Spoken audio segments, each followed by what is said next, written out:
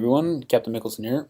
In order to better track and hopefully streamline some of our paperwork and processes, we're going to be going to an online form submission system that can be found on Fire Manger.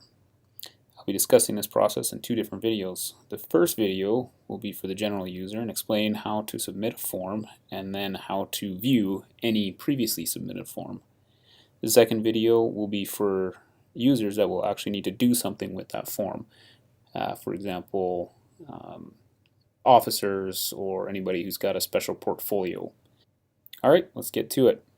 So as you can see, I've logged in to Fire Manager onto the home page of our normal Fire Manager, and you should see up here, and you might have noticed this over the last little while as you logged on, a forms section.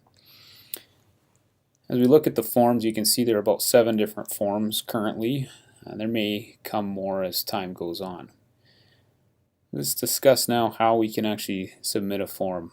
First thing, let's just choose damaged equipment. We'll do that. Oh, by the way, I am logged in over here as form test. That's me, so I can show you how a general user's interface would look. So I'm going to go ahead and get into damaged equipment. As we look on the left hand side here, we can see any of the submitted forms that I have previously done just in my testing, and some of the draft forms that are there as well.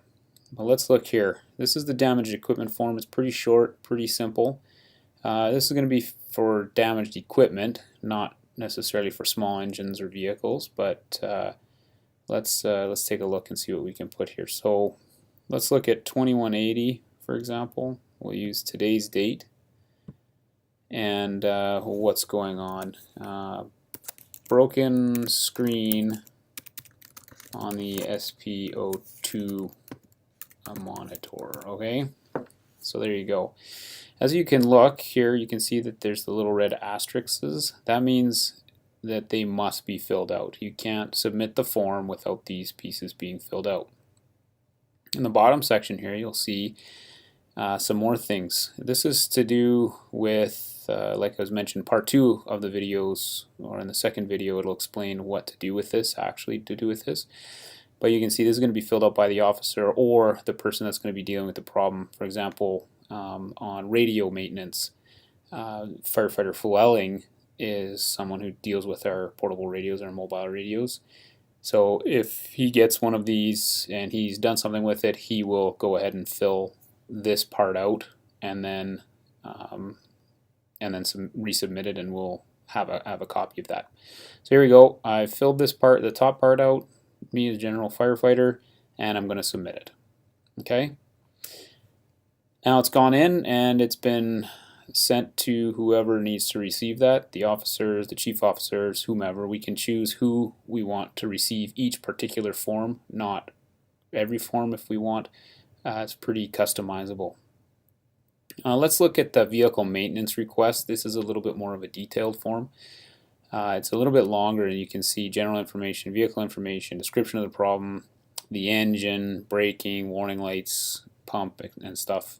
And then you can see down here, this is the other part that's going to be completed by the officer and what needs to happen and what information they get back from fleet services.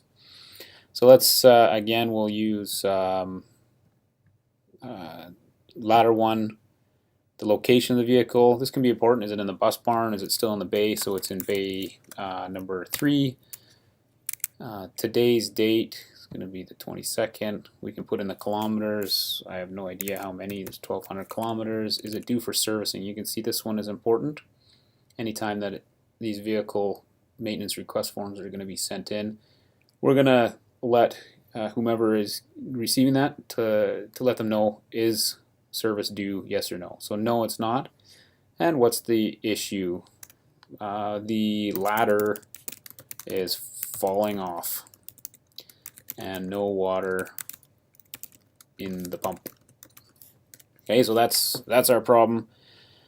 We can see that there isn't a section for a ladder, but there is a section for a pump.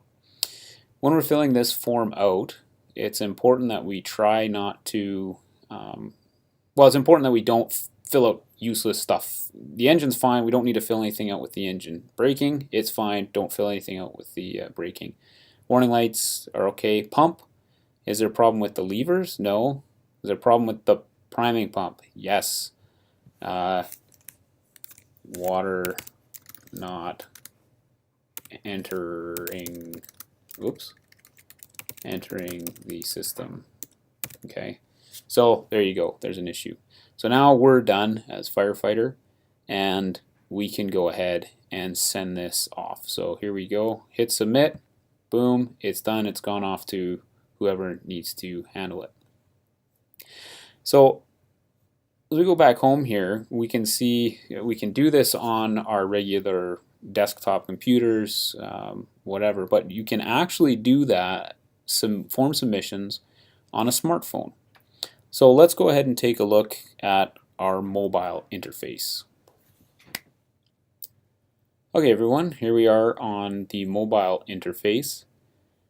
This is right on my iPhone, and you can see right on the front screen, as I go down or scroll down, I've got to the forms section.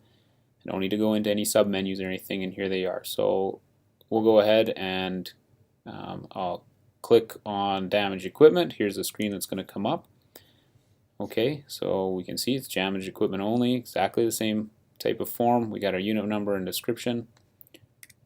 Here we go. As we click on that bar, it's going to bring up the unit numbers. I can choose, like I have here, for engine 1.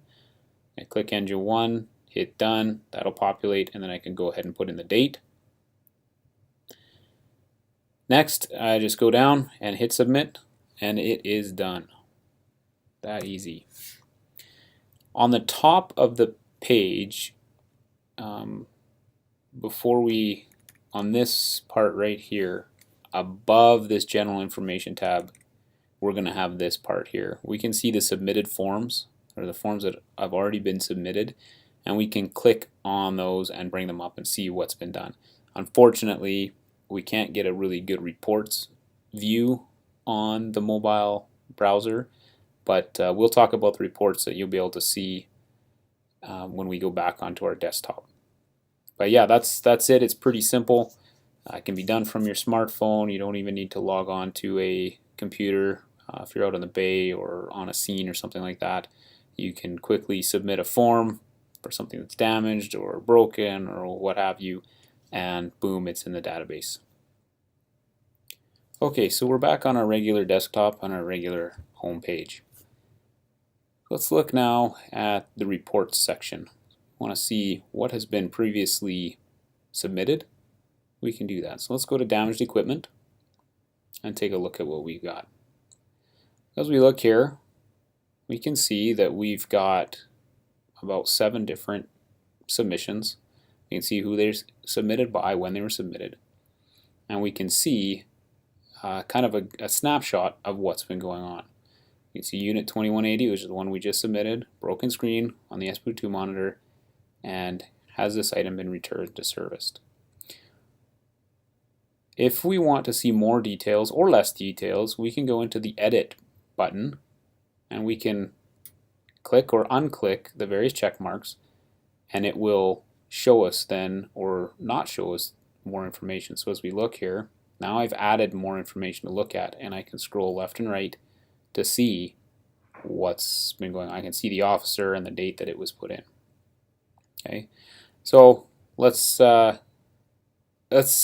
assume now we've had this going for a while, and we've got more than 7 different submissions. We've got 250. So how do I find anything that's got to do with 2180 if I want to see exactly what's going on? Well, the nice thing is we can sort this by unit number. All we need to do is go up and click the unit number, and we'll sort this out. So as we look now, it's sorted by numerically and then into alphabetically. And if we know that we want to rescue, and rescue's way down the list, we can hit that again, and it'll bring it back up to the top, or the lowest letter will come to the top. Okay, so we'll put 2180 back here. Now we can see everything that's going on, all the damaged equipment forms that have to do with 2180. So here we got coffee holder was broken, but it's been repaired, thank goodness. It's returned to service. It was returned to service by me on that date. So isn't that great? This is ready to go. We've got the next one, pump 8, damaged hard suction hose. It's being sent for repair December 3rd. Is it in service yet? No. Mickelson is doing it, and it's going to be that's when I did it. It was November the 20th. As we look at this, you'll notice on the left hand side the two that have had some work done by the officer have little clock icons. So we click that clock icon, it's going to bring up some history, and I can click the details now and exactly find out what I did, or you can click that and find out what was done to the various, or what the modifications were done to that form submission. Alright, so that's generally how you do it. Now let's look at the vehicle maintenance request and see why it's so important that we use the edit button. Okay, so as I come to this one, I can scroll pretty far over to be able to see what I need to see. So I don't like that. I don't want to see all that information. As an officer just looking at this, or as a firefighter, you don't need to know this. I don't need to know this. Do I really need to know this stuff? Yes, I need to know if it's services due.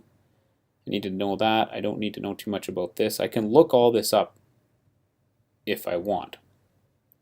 And we'll show you that. Oh, I do want this one. And then the service status, but I don't need that, and I don't need that. So as I apply that, now you can see I've got a lot less to scroll through. I get a better snapshot of what the problem is and what its status is. So let's look, ladder 1, we know really nothing has been done to it.